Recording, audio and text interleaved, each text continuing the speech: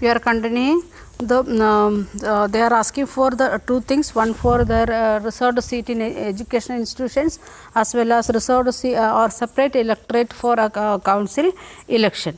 And next one, political empowerment, they political empowerment they believed would resolve the problems of their social disability, and they are thinking like that. And social empowerment means the people, they want to be encouraged or understood the what is political freedom and other things. For that, what they are asking, we want to solve the problems of their social disability, means so they were suffering for many years, long years or centuries. That should be solved first. Dalit participation in civil disobedience movement was therefore limited, particularly in Maharashtra and Nagpur region, where their organization was quite strong. In Maharashtra or Nagpur area, in Maharashtra itself and Nagpur area, it was very strong. We can see the Dalit groups, and I have said to you people in last year itself, in Maharashtra some of the districts they are having the special reservations there. Even though that the children are studying in private schools, they are getting the lump sum grant and other things. We have discussed all these things. According like that, some special provisions given in some areas. Not only Maharashtra, some states they are doing, and like that, one of the area in Nagpur area, many 5-6 districts they are having like that some special special provisions about the especially for the Dalit, SC and ST both groups, educational development and social progress. For that purpose they are giving. So what is the reason? The time of this independent war itself, we can see they are having the very strong organization in Nagpur area, and that people they was not ready to participate in the civil disobedience movement. And Dr. B.R. Ambedkar, who organized the Dalits into the Depressed Class Association in 1930, clashes with Mahatma Gandhi in at the second round table conference by demanding separate electorates for Dalits. And Dr. B.R. Ambedkar, we know who he is and what was his situation when he was going to school, and he made a organization or association, that is Depressed Class Association, that is in 1930. Please underline that one. And they are having a clash between Gandhiji, because they are asking for a separate electorate for Dalits, and when he participated in the second round table conference. And with the British government considered the Ambedkar's demand, Gandhi began to fast unto death. Means when British government thought like that, we will give like the separate electorate to the Dalits, then Gandhiji what he done, he said like that he will take the fast for death, means up to death, means he is going to going to be there without food for many days, means up to his death, because the divide and rule policy, they will get more support from this divide group, because already Christian, Hindu, Muslims, they are having separate electorate in some area, and that was there. And with that, Dalits also started to ask like that separate electorate, means British people can rule India very easily in the same policy what they was following, divide and rule policy. Then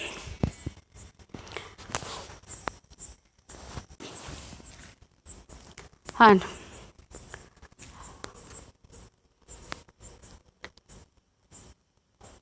okay, he believed that the separate electorate for Dalits would slow down the process for their integration into the society. If they are getting the separate electorate and they can't come to the mainstream of the society because they are having their own separate area, then their discussions will be there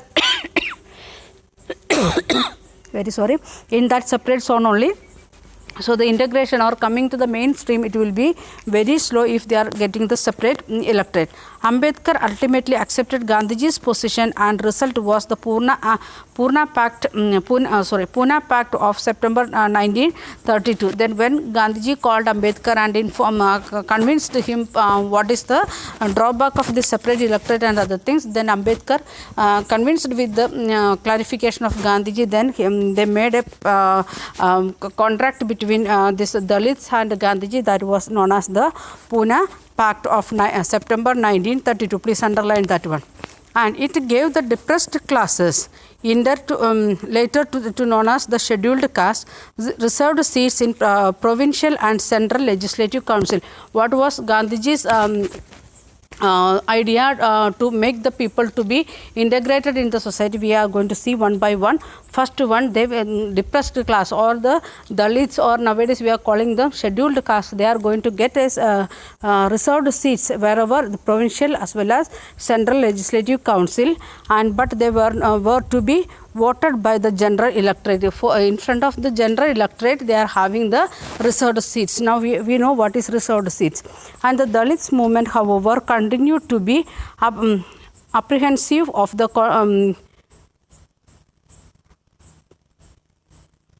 Congress national movement. Means the Dalits, they was not fully but partially they was working with Congress, or they tried to join with National Congress. Then some of the Muslim political organizations in India were also lukewarm in their response to the civil disobedience movement, because we know what happened, the Khilafat movement, like that thing. So some of the Muslims group, they also was standing aside. They was not ready to participate with the civil disobedience movement.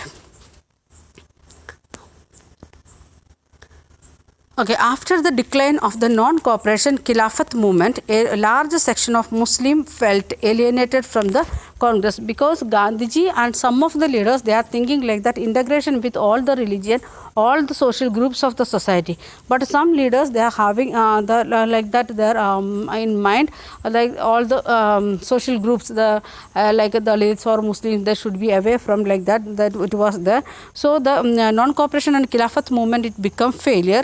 So they felt like that they are away from, they can't be with Congress. So they felt like that they want to be away from Congress, or be away from the civil disobedience movement. From the mid of 1920s, the Congress came to be more visibly associated with openly Hindu religious nationalist group like a Hindu Mahasabha. It is more or less like a Hindu Mahasabha.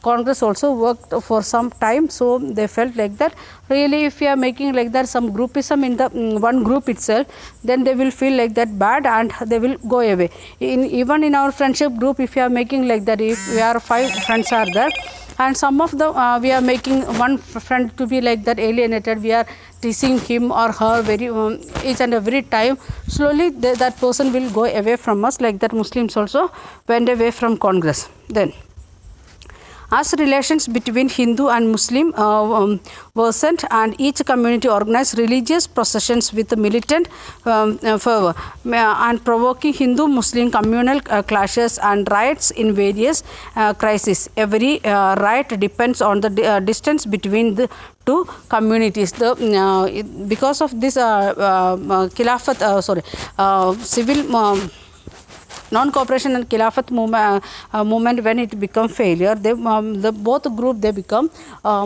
far away. Their mind become divided, and both group, Hindus and Muslims, they started to think like that, making their own religious groups and possessions, and they started to fight each other. Means Hindus are try to defeat Muslims. Muslims are fighting to Hindus, and both communities, they are getting many problems because of this riot, death of the people and wounded person, like that many things it is happening, but still it was continuing.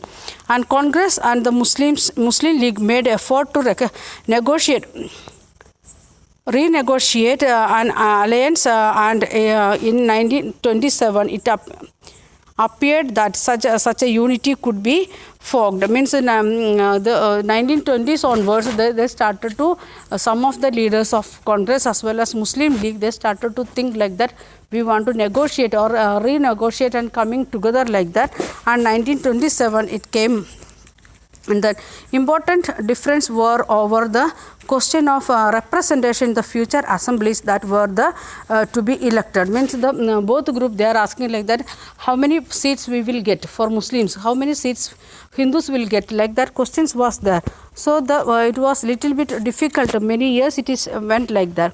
Then Muhammad Ali Jinnah, one of the leader of Muslim League, was willing to give up the demand for the separate electorate.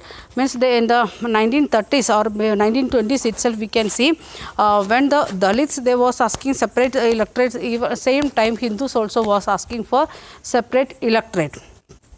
So then Muhammad Ali Jinnah, the senior leader of Muslim League, he said like that, we are ready to give up that idea of separate electorate. If Muslims were assured reserved seats in the Central Assembly and representation in the proportion of to the population of Muslim dominated provinces, Bengal and Punjab province, what they are asking, they also want to, like how the Dalits got like that, they also want to get the reserved seats, and they want to get the representation where the Muslim peoples are more, the proportion is more, that area they want to get maximum representation. If it is ready with Congress, then they was ready to negotiate. Negotiations over the questions of representation continued, but all hope of resolving the issue at the All Parties Conference in 1928. Please underline that one, All Parties Conference in 1928.